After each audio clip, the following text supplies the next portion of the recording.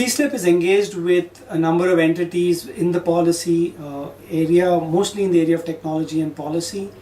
While there are a number of projects that we do based on grants that we receive from various entities, we also receive certain core grants that help build our capacity.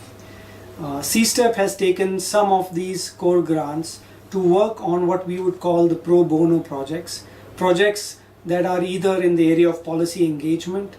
For example, we are working with the government on Renewable Energy Act, or working on issues with the National Wind Mission, or to work with the Karnataka government on issues of manufactured sand.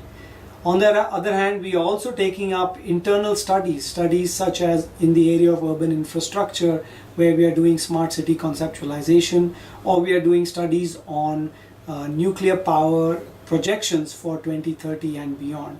Now, these are all projects that we are using some of our core money to invest in, to build capacity in certain areas and examine certain important questions that will come up in the near future, like in the RE Act, or in the distant future, like in the area of the nuclear power, of the smart city initiative, or the urban infrastructure projects that we are engaged in.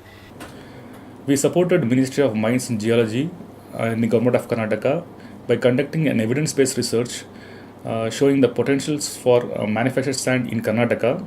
The key two outcomes from the study are to show the evidence, resources and opportunities that is there with Karnataka to go for manufactured sand production, and how it can able to reduce the consumption of riverine sand.